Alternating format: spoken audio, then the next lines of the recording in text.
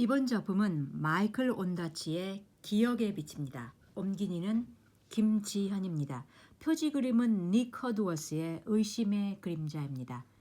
책날개 부분과 뒤에 작가 연보의 부분을 보면요, 이 마이클 온다치는요, 그 영화를 주제로 한 논픽션, 시집 등 다양한 작품을 써낸 작가로 캐나다를 넘어 전 세계적으로 사랑받고 있고요.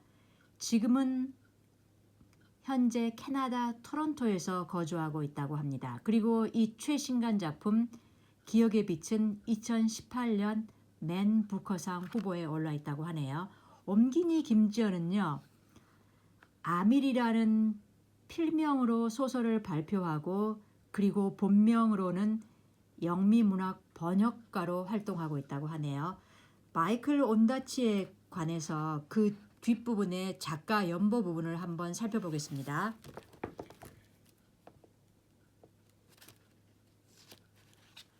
지금은 캐나다에서 거주하고 있는데요. 1943년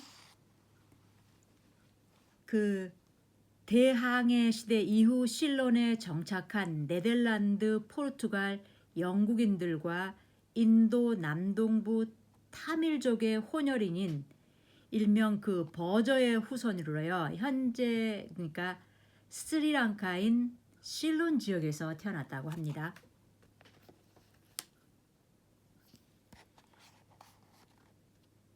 자, 그래서요. 그는 자기의 그 정체성에 대해서 내 백그라운드는 샐러드나 마찬가지다. 내가 어디에 속하는 사람인지 정의하기는 쉽지 않다. 이렇게 말하기도 했다고 하네요. 그리고 아버지는 막대한 유산을 물려받았고 차 중개 무역상으로 일했으나 심각한 알코올 중독자였고요. 도박과 사치로 재산을 날리고 결국엔 이 작가가 5살 되던 해에 아버지가 알코올 중독으로 완전히 집안이 파산하고 부모가 이혼을 하고요. 그리고 어머니는 영국에 정착하고요. 그리고 마이클은 11살 나이에 실론에서 영국으로 가는 배에 홀로 타서 긴 여행 끝에 영국에서 어머니와 재회하고 이때의 여행 경험이 바로 소설 캐츠 테이블로 탄생했다고 하는데요. 19살 나이에 캐나다 몬트리올로 이민을 떠나서요.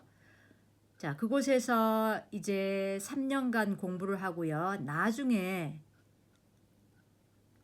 그 온타리오의 웨스턴 온타리오 대학교에서 영어를 강의하기 시작하였고, 그리고 첫 시집 얌전한 괴물들을 펴냈고, 그 작품은 평범한 일상과 신화의 세계를 병치한 상상력 넘치는 시들로 찬사를 받았다고 합니다.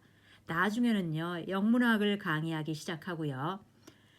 자, 그리고 이제 빌리 더 키드에 관한 작품집 왼손잡이, 이 작품으로 캐나다 총독 문학상을 처음으로 수상하는데요.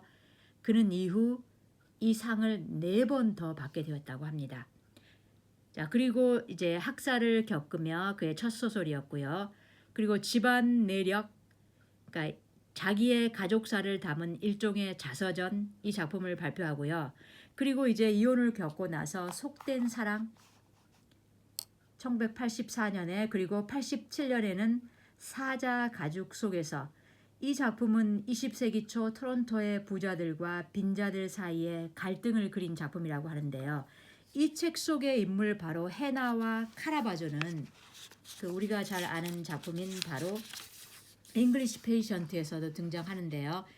그 잉글리시 페이션트는 캐나다 작가 최초로 부커상을 수상한 작품인데 2차 세계대전을 배경으로 하고 있는 소설이고요.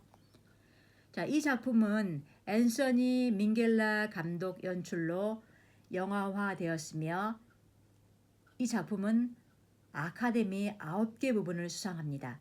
이 잉글리시 페이션트는요, 20년 동안 부커상 수상자 중 가장 뛰어난 작품에게 주는 골든 부커상을 2018년에 받았고요.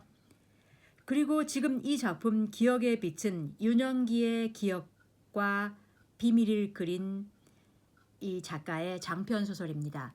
그리고 2024년 시집 종말의 해를 발표했네요. 이 작품은 기억의 빛 영어식 그 제목은요 월라이트거든요. 이 월라이트는 이 뜻은요 그 밤중 그 공습 때 대공습 때 그때만 그 켜지게 되는 그런 불빛이거든요. 그래서 폭격이 계속되는 동안에도 흐릿하게 켜져 있는 그래서 조용히 신호를 보내는 듯한 등입니다. 어둠 속에서 길을 안내해주는 등대와도 같은 구실을 하는 걸 알 수가 있는데요. 추리소설이라 작품을 많이 얘기할 수는 없어서 앞부분을 한번 읽어보면서 이 작가의 문체를 한번 읽어볼게요. 저는 관조적이라는 느낌 가장 많이 받은 느낌이었는데요. 첫 부분을 한번 읽어볼게요. 대부분의 전투는 지형도의 주름들 속에서 이루어졌다.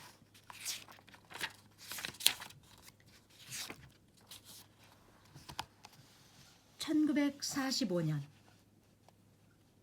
부모님은 범죄자 비슷한 두 남자에게 우리를 맡기고 떠났다.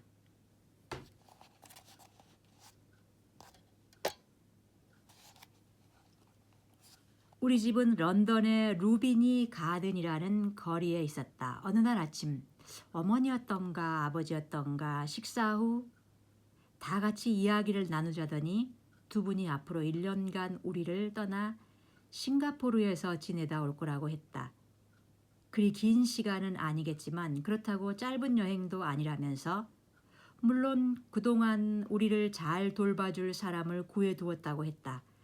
아버지가 불편한 정원용 철제 의자에 앉아 그 소식을 전하던 모습, 여름 원피스를 입은 어머니가 아버지 어깨 바로 뒤에서 우리의 반응을 지켜보던 일이 생각난다. 잠시 후 어머니는 레이첼 누나의 손을 자기 허리 위에 가져다 댔다. 그러면 온 길을 전해줄 수 있다는 듯이. 그때 나는 14살이었고 누나는 16살이 다 돼 가고 있었다. 부모님은 떠나 있는 동안 후견인, 어머니는 그런 명칭을 썼다. 후견인이 우리를 돌봐줄 텐데 동료라고 했다. 우리가 이미 만나본 사람이었다. 우리는 그에게 나방이라는 별명을 붙였다.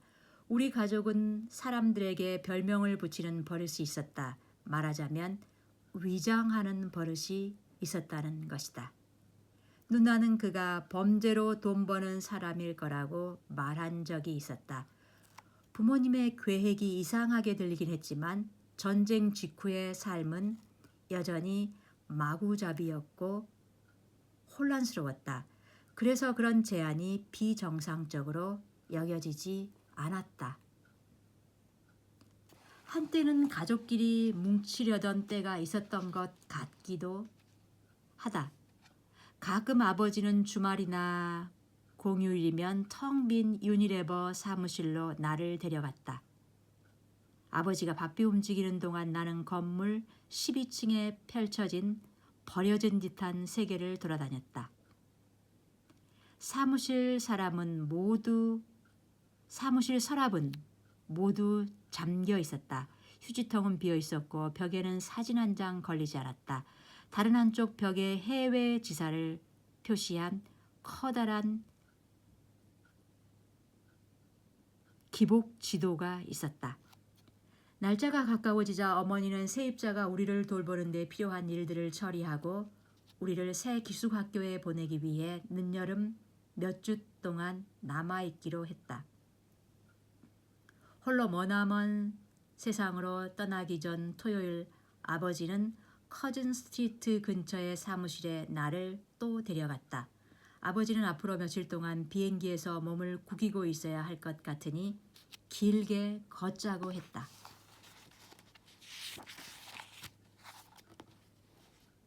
돌이켜보면 그때 누나와 내가 본 부모님의 결혼 생활도 그렇게 불완전한 시야 안에 담겨 있었던 것 같다. 부모님은 당신들의 생활에 대해 거의 언급하지 않았다. 우리는 부분적으로만 전해지는 이야기들에 익숙했다. 아버지는 먼저 번 전쟁의 막바지에 연루됐었고 우리 남매에게 진정한 애착은 느끼지 않았던 것 같다. 어쨌든 지금의 나는 당시 일에 대해 낯선 사람들 품에서 보호받으며 자란 경험에 대해 말할 수 있는 나이가 되었다. 이는 우리 부모님, 레이첼, 누나와 나방, 그리고 나중에 우리와 함께한 다른 사람들을 둘러싸고 있었던 신화의 의미를 분명히 밝히는 일과도 같다. 이런 이야기에 의례에 등장하는 관례나 기법이 있을 것이다. 누군가가 시험에 처한다든가, 진실을 아는 사람이 누군지 아무도 모른다든가, 누군가의 정체나 거취가 실은 우리 생각과 달랐다든가, 숨겨진 곳에서 상황을 지켜보는 누군가가 있다든가, 어머니가 아소왕 전설에 나오는 충직한 기사들에게 주어진 모호한 임무에 대해 이야기하며 얼마나 좋아했는지, 그런 이야기를 우리에게 어떤 식으로 들려주었는지 기억난다. 때로 어머니는 직접 가본 적이 있다는 발칸 반도나 이탈리아의 특정한 작은 마을을 배경으로 삼았고 그곳이 어디에 있는지 지도에서 보여주기도 했다. 아버지가 떠나자 어머니의 존재는 더욱 커졌다. 그 전까지 우리 귀에 흘러 들어오던 부모님의 대화는 늘 어른들 사이의 문제에 관한 거였다. 그런데 이제 어머니는 자기 자신 그리고 서퍽의 시골에서 보내던 어린 시절에 대해 이야기하기 시작했다. 특히 지붕 위의 가족 이야기를 좋아했다. 이 지붕 위의 가족은요, 그러니까 어머니가 어렸을 때 나에게는 그 외조부님이 되겠죠. 그 집의 지붕을 고쳐들은 이영장이들 가족이었습니다. 그 가족에게는 남자아이 하나가 이제 그 가족에게 있었는데요. 그 가족의 그 아이가 바로 그때 엄마가 당시 8살이었으니까 그 8살 먹은 엄마가 생각하는 것은 그 마시라는 그 소년이거든요. 근데 바람이 몹시 불던 날 그 마시가 계속 그 이영장의 가족들은 지붕에서 지붕 고치는 일을 하는데 그때 그 아이가 떨어집니다. 지붕에서요. 그래서 그 보리수 나무 우듬지 사이를 뚫고 부엌 밖에 깔린 그 포석 바닥에 추락해서 그 마시라는 아이의 엉덩이 뼈가 부러져서 기부스를 하고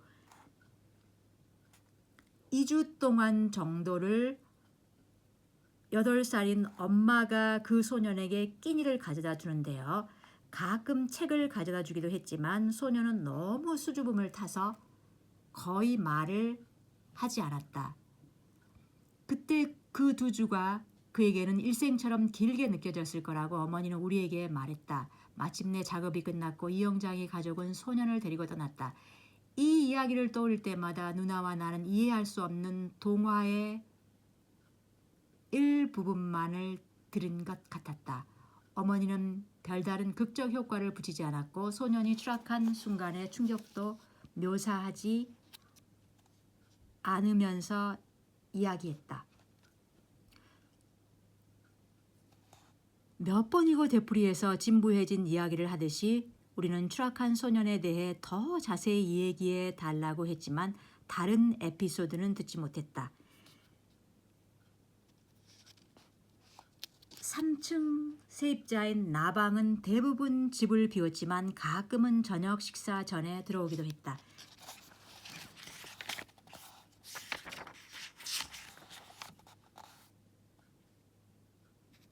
한 번은 우리 셋이 어떤 일이 생겼냐면요. 이제 외조 부모님이 교통사고로 돌아가셨기 때문에 어머니는 묵묵히 집안을 배회했고 우리는 그런 어머니를 지켜보면서요. 그 외조부님 댁을 방문하는데요. 그때 100년 묵은 마룻바닥이 삐걱거리고 끼익 소리를 냈기 때문에 늘 복도 가장자리로 조심조심 걸었다.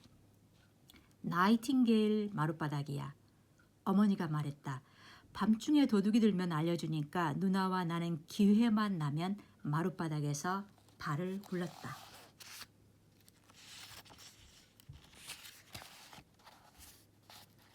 자, 그런데요. 어떤 일이 생기냐면요. 어머니가 이제 아버지를 찾아 떠나야 한다고 하면서 트렁크를 꾸리기 시작합니다. 근데 그때 그 트렁크에요.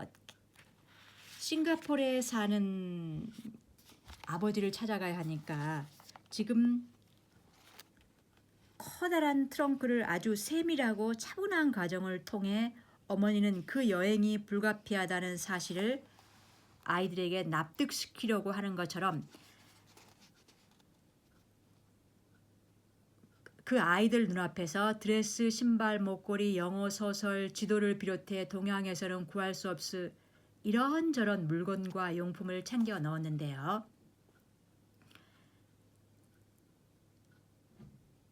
만약 아이들 앞에서 이런 과정을 겪지 않으면 우리가 실망감을 느끼리라 생각했던 것 같다. 마치 자신이 귀퉁이에 노쇠를 댄 관과 꼭 닮은 검은 나무 트렁크로 기어 들어가서 강제 이송될 거라고 우리가 믿고 있기라도 한 듯이 짐 싸는 이 과정은 며칠이 걸렸고 끝없는 유령 이야기처럼 느리고 숙명적인 행위였다. 자, 그러면서요. 어느 날 엄마는 벼랑간 왠지는 몰라도 예정보다 이르게 떠나야 한다고. 자, 이때 누나는 욕실에 들어가서 얼굴을 새하얗게 칠하고는 무표정한 얼굴로 계단 꼭대기에 꿇어앉아 난간 기둥을 껴안고 벼텄습니다. 자, 내게는 어머니의 얼굴이 거의 드러나지 않는 사진이 한 장 있는데요. 나는 어머니의 자세, 팔다리의 특정한 제스처를 보고 이 사람이 어머니라는 사실을 알아본다. 내가 태어나기 전에 찍은 사진인데도 어머니가 17살인가 18살 때 서퍽 강 기슭에서 조부모님이 찍어준 사진이다. 수영을 한 직후 원피스를 꿰어 입은 어머니는 한 발로 선 채로 다른 쪽 다리를 옆으로 구부리며 신발을 신으려 하고 있고 머리를 기울여 금발이 얼굴을 덮고 있다. 나는 몇 년 후 어머니가 여분의 침실에 버리지 않고 남겨둔 몇 가지 물건들 사이에서 이 사진을 발견했다. 아직도 그것을 가지고 있다. 어설프게 균형을 잡으며 자신의 안전을 붙들고 있는 특색이 거의 없는 이 사람. 이미 익명이 된 누군가. 이런 작품을 읽으면서 그 존 윌리엄스의 스토너라는 작품 있잖아요. 그 관조적인 분위기를 주는 그런 분위기적인 것들이 저는 오버랩되면서 많이 생각이 들었습니다. 자, 그런데요.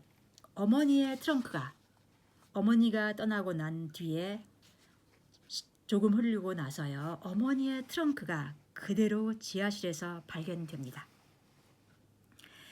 자, 나는 그때 나방의 한 말을 정확히 기억한다. 내 이름을 되풀이에 부르던 것도 또 침묵에 흘렸다. 무슨 소리가 났더라도 귀가 먹먹해서 내겐 들리지 않았을 것이다. 나는 몸을 구부린 채 가만히 있었다. 그러다 얼마나 시간이 지났는지 모르지만 결국 나방이 나를 아래층으로 내려가게 했고 지하실로 내려가더니 트렁크를 열었다. 어머니가 그토록 연극적으로 챙겨내었던 옷과 물건들이 고스란히 눌린 채 들어있었다. 자, 그날 밤 이제 누나는 집을 나가보고 맙니다.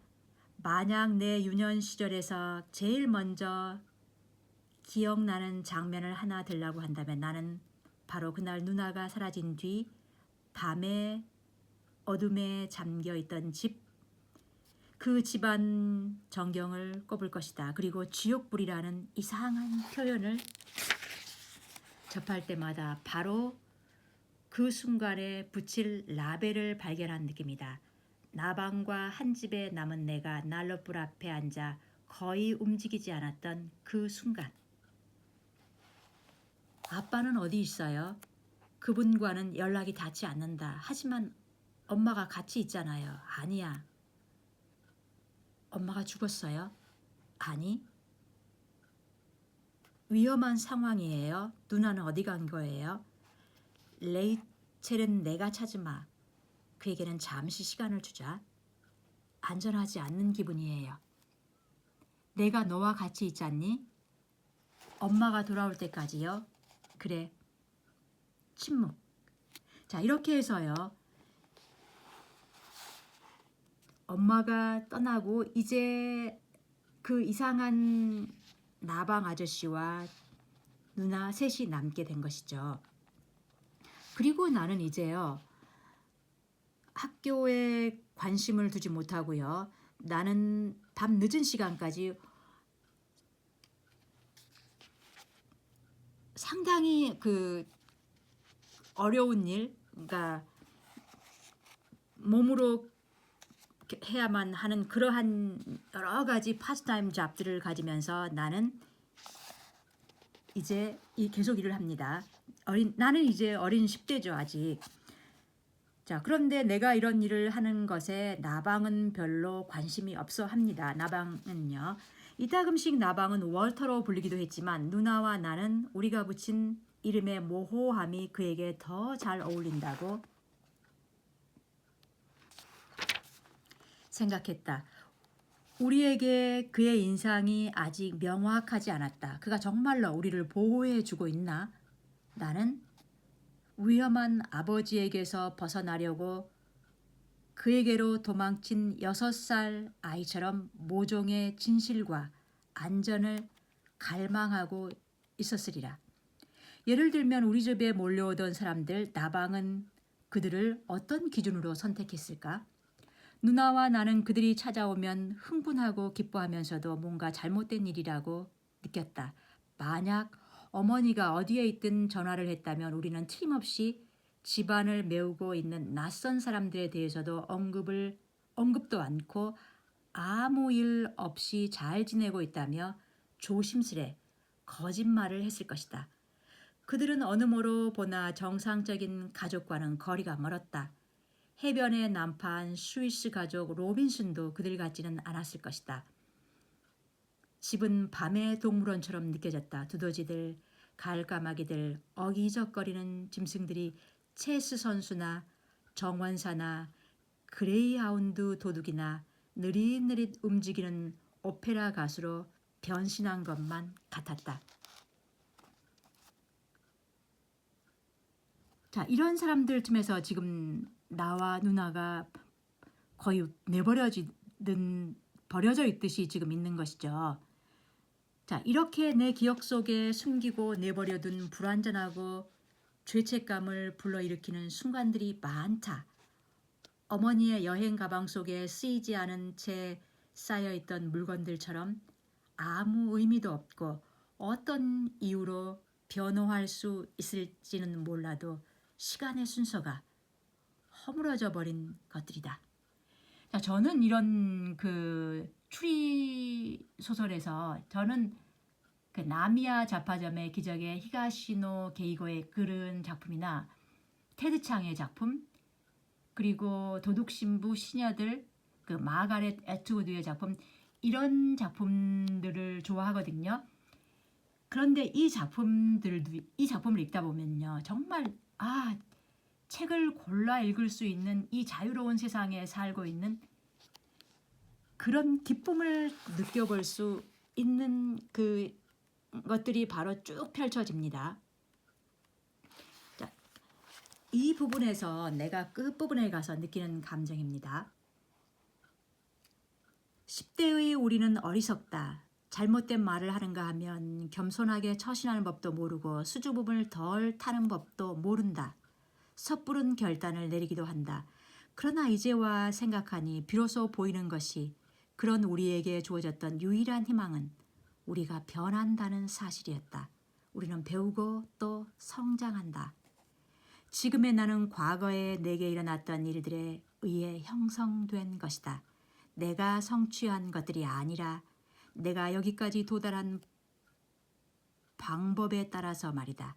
그런데 여기 오기까지 내가 누구를 아프게 했을까? 누가 나를 더 나은 무언가로 이끌어 주었나? 또는 내가 능력을 발휘할 수 있는 몇 안 되는 사소한 것들을 받아준 사람은 누구였나? 거짓말하면서 웃는 법을 가르쳐준 사람은, 나방에 대해 내가 믿게 된 것들을 반신반의하게 만든 사람은, 사람의 성격에서 더 나아가 그 사람이 타인에게 무엇을 할지에 관심을 기울이게 해준 이는 누구였나? 그리고 무엇보다 나는 얼마나 많은 피해를 줬던가?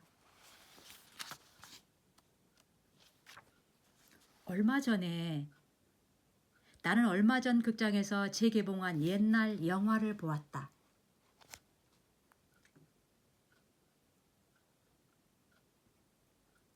영화의 주인공은 결백한 사람이었는데 누명을 쓰고 인생이 망가져 버렸다. 강제 노역장에서 탈출하긴 했지만 끝없이 도피하며 살아야 하는 신세가 되었다. 마지막 장면에서는 예전 삶에서 사랑했던 여자를 만나지만 경찰에 붙잡힐 위험이 있어 잠깐 동안만 함께 있을 수 있다.